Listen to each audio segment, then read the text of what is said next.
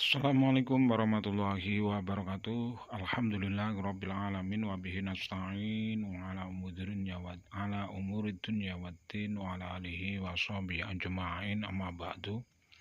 Qala rabbi shrah li sadri wa yassir li amri wahlul 'uqdatam min lisani yafqahu qawli.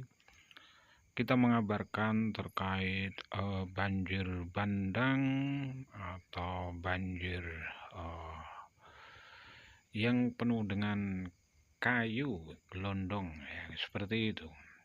Ini banjir yang mengakibatkan porak-porandanya di Sumatera Utara, Sumatera Barat, dan Aceh.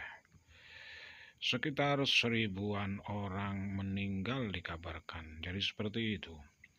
Hal ini menjadi sebuah bencana paling besar di tahun ini. Jadi seperti itu.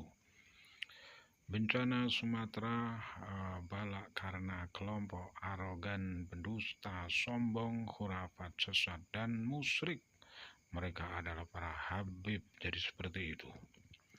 Hal ini perlu kita kulik dan kita telusuri kebenaran para habib di Nusantara.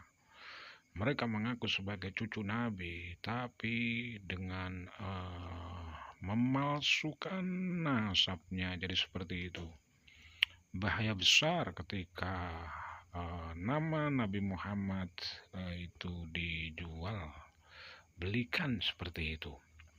Hal ini menjadi kemarahan besar umat muslimin se-Indonesia. Ancaman ini bukan karena hanya PBNU, bukan hanya Nahdlatul Ulama, tapi meluas sampai ormas-ormas yang lain. Semuanya mengabarkan bahaya laten klan Ba'alwi. Jadi seperti itu. Bisa kita kulik dan kita pahami. Ketika NU yang besar telah karena perjuangan NU, bukan karena Ba'alawi. Jadi seperti itu. Dan kekhawatiran muslimin Indonesia hari ini, orang-orang Islam di Indonesia hari ini adalah glorifikasi berbahaya dari klan Ba'alwi. Dan kenapa Imam Maliki mengancam, Mazahibul Arba'ah mengancam para klan Ba'alwi? Itu jelas karena klan Ba'alwi menyesatkan. Jadi seperti itu. Maka ancamannya adalah 3 dari Mazahibul Arba'ah Imam Maliki. Jadi seperti itu. 1, yaitu diviralkan. Alasan diviralkan cukup jelas bahwa mereka akan merusak ormas atau negara. Tujuan mereka yang jelas seperti itu. Dengan otomatis ketika Nahdlatul Ulama tidak lagi memakai para habib, Dobolowi ini akan mengganggu agama yang lain. Sehingga hari ini mereka mati-matian ingin memperjuangkan di NU, dan saya kira NU hari ini telah tercerahkan dari Kiai Haji Imaduddin Utsman. Hampir 1 abad lebih mereka mengaku sebagai orang suci. Mereka mengaku sebagai mufti atau imam. Tapi ternyata nasabnya palsu secara sejarah, secara buku nasab keluarga Nabi Muhammad, karena keluarga Nabi Muhammad dicatat matang-matang oleh keluarganya sendiri. Dengan otomatis seperti itu. Dan secara tes DNA mereka tidak tersambung kepada Rasulullah. Justru malah mereka orang Arab saja, Blue Clan, berhablo grup G. Jadi seperti itu. Kenapa? Kami berpikir ketika hari ini bencana di mana-mana, kami yakin bahwa di situ memang ada tujuan pelajaran dari Tuhan yang Maha Esa dan pengingat bagi hambanya. Dan berkali-kali Kiai Haji Imaduddin menyampaikan bahwa tujuan beliau tidak lain tidak bukan adalah menjaga nasab suci Nabi Muhammad dan keturunannya. Jadi seperti itu. Tidak bedanya kita sebagai umat Islam, kita sebagai umat yang taat dan dengan agama maka akan menjaga nasab suci Nabi Muhammad. Jadi seperti itu. Itu dengan otomatis. Apa hubungannya dengan terjadian hari ini di Sumatera? Itu jelas ancaman dari Tuhan dan pelajaran bagi kita yang berpikir jadi seperti itu. Ini memang seperti tidak mungkin jadi seperti itu. Tapi ketika kita berpikir, ketika kita melihat hari ini seperti apa yang disampaikan oleh Kiai Haji Imaduddin, bahwa yang paling senang hari ini adalah Fatimatuz Zahra, putri Nabi Muhammad Sallallahu Alaihi Wasallam. Karena telah merdeka, tidak ada yang lagi yang mengklaim sebagai keluarganya atau keturunannya. Anak keturunannya aja bukan, dan bahkan dibuat jahat di Indonesia. Jadi karena orang Indonesia itu sangat taat dan cinta kepada Rasul, maka ketika ada salah satu klan yang mengaku sebagai zuriat Rasul, totalitas orang Indonesia akan langsung mencintai. Itu sudah terbiasa dari nenek leluhur kita. Karena nenek leluhur kita orang kepercayaan dan taat kepada Tuhan Yang Maha Esa. Sebelum datang Wali Songo, orang Indonesia penuh dengan kepercayaan dan taat kepada Tuhan Yang Maha Esa. Jadi seperti itu. Tidak ada bisa dikatakan kalau tidak ada Kabib katanya masih menyembah berhala atau menyembah pohon. Ini adalah jelas khurafat dan dusta dari klan Ba'alwi. Ketika dikulik, ketika kita hubungkan dengan kasus yang ada, bencana yang terjadi di Aceh, Sumatera Barat, Sumatera Utara, ini memang betul akan berdampak karena glorifikasi mereka. Karena dan ini seperti apa yang dilakukan oleh klan Ba'alwi itu seperti biasa.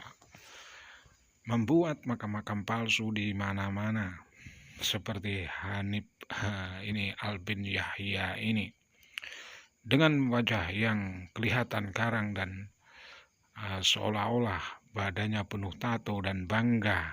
Jadi seperti itu. Tapi ternyata ini adalah ketua Zionis atau ketua petani Sia. Organisasi petani Sia adalah organisasi mafia makam palsu. Jadi seperti itu. Hari ini di mana-mana, di setiap kabupaten, setiap daerah penuh dengan makam palsu. Ini adalah komandonya dari LBY. Jadi seperti itu. Yang dikatakan katanya adalah sebagai anak dari LBY, Hanif bin Yahya. Dan saya kira ini ancaman besar bagi Indonesia ketika pemerintah tidak cepat-cepat bersihkan Indonesia dari para pemalsu nasab Rasulullah Sallallahu Alaihi Wasallam.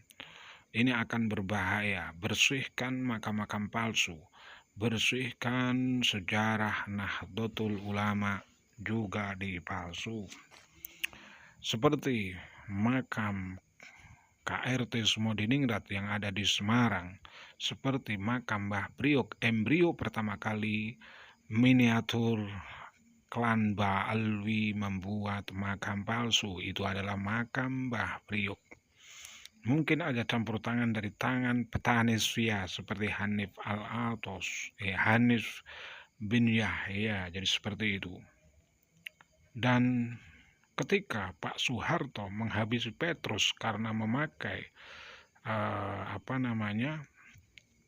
tato di badan, itu jelas karena Pak Harto telah mendapatkan kode-kode keras dari peninggalan Presiden Soekarno. Itu otomatis.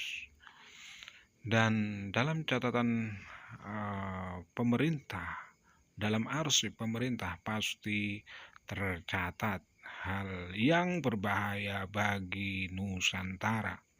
Sejak Utsman bin Yahya, Mufti Batavia, sementara di Batavia itu adalah di Betawi itu ada orang, ada kiai, ada ulama yang termasyhur di Imam Haromen di Mekah sana, yaitu Syekh Junaid Al-Betawi adalah gurunya Imam Nawawi. Ini menjadi sebuah catatan besar.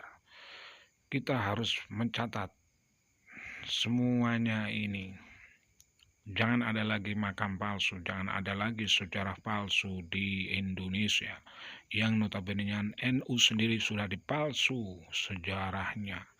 Kapan bin Yahya berjuang demi Nusantara, berjuang demi Nahdlatul Ulama, kapan? Jadi seperti itu. Karena notabene mereka dibawa oleh Belanda menjadi antek Belanda, bekerja untuk Belanda. Kita harus terang dan jelas melawan mereka dan waspadai pergerakannya. Jadi seperti itu.